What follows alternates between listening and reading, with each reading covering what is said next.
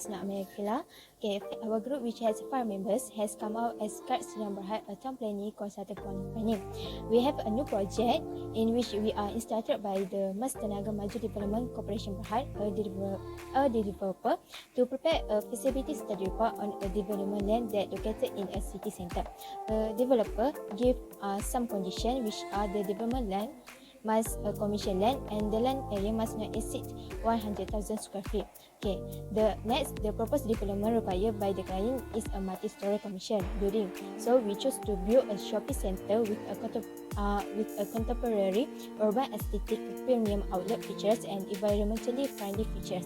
Okay, after we do some research, we choose lot number 1758 located at the Mukim Rawang, daerah Gombak, Selangor, because it has all the criteria that we need. Assalamualaikum warahmatullahi wabarakatuh and greetings to Sir FARID. My name is RAHIZAN MAHFUZ bin TARMIZI and I am going to explain my part of the assignment, which are site feasible and advice and recommendation. First and foremost, I am going to start with site feasible. There are a few things in this part that I would like to talk about, which are particulars of title, planning requirements, site, location and building plans, and site analysis. For particular of titles, our project includes a 127-acre parcel of land. The area is governed by the Mukim Rawang of Gombak, District Selangor. We obtained permission from the local authority to acquire the land in order to propose a development on it. The table besides me contains information about who owns the land on which the proposal is located. Pause to read. Next is the planning requirement. Because the area is located in the state of Selangor, the project followed the second edition of Planning Standard of Selangor. In order to ensure that our development is approved, high quality, safe and comfortable, we must adhere to all of the planning standards. The next part is about the site. We were only able to obtain important documents from local government agencies and conduct a survey of our lot area due to time constraints and the pandemic COVID-19. Here, we will look at the physical characteristics of the proposed site, as well as the planning features and potential of the area. The current situation is evaluated in terms of land use, climate, topography, geology, contours, and drainage. We chose that precise location to carry out our development since it is nearest to the main road, which makes access to the site easier. Now, let's move on to the location plans. The proposed site is on lot 1758, Mukim Rawang, Gombak District, Selangor Darul Ehsan, within Council Selayang Township Administrative Area, which is rapidly expanding. For the building plans, in the context of proposed site, the lot applied for is on lot 1758, Mukim Bandar Rawang, Gombak District, Selangor Darul Ehsan. The main route to the proposed site is via Jalan Kundang Jaya 1, which is connected to Jalan Besar Kundang. Last but not least, let's go over the site analysis. For locations and context, the proposed development site is in Rawang Country Homes, Bandar Kundang, Gombak District, Selangor Darul Ehsan. The Selayang Municipal Council administers it. In general, the proposed development site is strategically located within Kundang's rapidly growing residential and industrial areas. For land issue, to plan the development of a site, it is necessary to consider all obstacles and development potential. Land use, topography, and drainage are all examined in the current situation.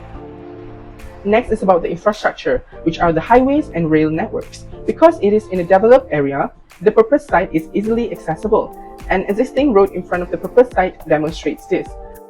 Now, let's move on to the utilities. The first utility is water supply system. The area around the proposed site already has a water supply system through water pipes in the southern part around the proposed site. Meanwhile, the nearest water tank is the Kundang Jaya Industrial Area tank for the development of Taman Kundang Jaya and Industrial Area. Other than that, electricity supply system. Overall, electricity supply has not been supplied to the proposed site. However, the surrounding area Kundang Jaya has been supplied with electricity. Pencawang masuk utama, which is PMU, is located 1.3 km from the proposed site. Electricity supply will be channeled through this PMU. Next is telecommunication system. Based on the observations, around the proposed site has telecommunication facilities. Meanwhile, for the proposed site, that still does not have telecommunication supply because the site area has not been developed yet. However, pre-negotiation with TM Berhad and SKMM have been conducted and TM is ready to supply telecommunication systems on this proposed site. The last utility is sewerage system. The existing sewerage system or sewage treatment plant is located 1.1 km from the proposed site. However, for the proposal involving 100,000 square feet, at least one unit of sewage treatment plant is used for the equivalent population of more than 150 PE. For the public facilities, in general, the area around the proposed site has existing facilities to accommodate the area around the study site and is located within a radius of 5 km. The demography and socio-economic feasible for our location of the subject property in Selangor. Based on the chart of the population, we can see the most citizens in the district of Selangor is Petaling, while the least is in Sabak Merlang. Okay, secondly, the majority race in Selangor, which is the Bumiputra, the majority, followed by the Chinese, Indian and other races. Okay, thirdly is the most of citizens in Selangor are certified as citizen and only 9.6% are not citizen. Okay, next, the employment status is monopolized by the workers in the labor force status, followed by the employed and unemployed. Okay, while for the economic sector, Selangor monopolizes the economy with the service sector, and the least important sector for the economy is mining and quarrying. Okay, the data for the household group we get the data from 2018 and 2019, and after we do some calculation, it shows that T20 monopolizes which is 46% for the household group in Selangor, followed by the M40 and B40. Lastly, the public utilities, and it shows that Selangor very much takes care of the pipe water supply and electricity supplies, which is 100% the things supplied to the citizens, while the garbage collection is only 87%. Assalamualaikum warahmatullahi wabarakatuh. My name is Muhammad Ali AZMI. I will continue this presentation with my part, market feasibles. So as you can see, they have one graph talk about the supplies and occupancy of a shopping complex H2 2020. So the first data that we want to talk about was total space. For Kuala Lumpur, they have 3,125,362. For total space occupants was 2,550,615, and the last one for occupancy rates for Kuala Lumpur has 81.60%. For Selangor, the first total space was 3,710,416. And for the total space occupants, they have 2,922,353, and the last for the occupancy rate was 78.80%. The last but not least, the Putrajaya, the total space for them was 86,017. For the total space occupants was 69,278. For the occupancy rates for Putrajaya was 80.50%. So that's all from me. I will pass the presentation to the next presenter. Assalamualaikum, thank you Alif for allowing me to speak for myself. Hello, my name is ADIBAH and I plan to say a few words about the flexible design in our development. In our development, we use only 100,000 square feet out of 5,522,122 square feet to develop a shopping complex that follow Selangor State Planning Guidelines and Standards Manual 3rd edition. For comprehensive development, 60% is used for shopping complex and parking, while another 40% is used for open space and facilities. Level 5 for the shopping complex, we make the basement larger than the next floor to be larger and able to accommodate more capacity. Parking provided for cars, motorcycles, OKU Park and Women Park is part of 60% of the land use. This indicates that the set standards have been met. We are moving to open space, which consume almost 40% of 100,000 square feet. Among the open spaces and facilities provided is the landscapes to beautify our development with an area of 4,000 square feet, reserve road with an area of 2,600 square feet, facilities above the size of 32,200 and the rest of 32,400 square feet for facilities such as courtyard, fish pond, water tank, TNB substation and security guard post. And that brings us to the end. I like to have my colleague Daniel Salim, so I'll finish up my saying thank you for your attention. Thank you ADIBAH. Assalamualaikum and hi everyone. My name is Muhammad Salim.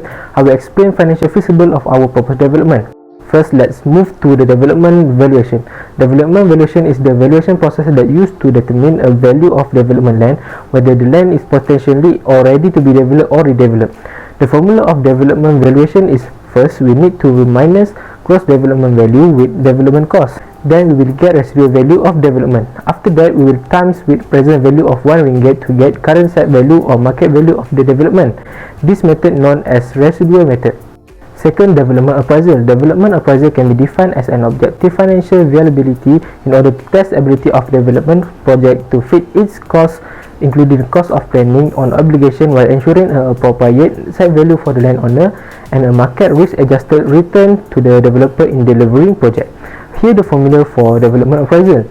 First, we will minus the gross development value with development cost, but in this method, there is difference in application of land cost and consideration of developers' profit and risk.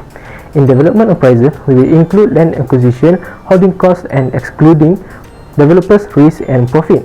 After that, we will get residual value of the development. Third, profitability rate of project.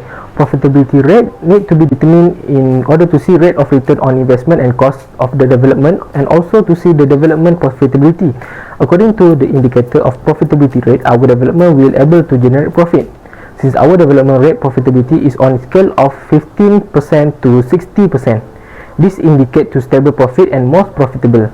Fourth, cash flow method. It defined as a revenue or expenses stream that change a cash account over a given period. In this method, include cash inflow and cash outflow.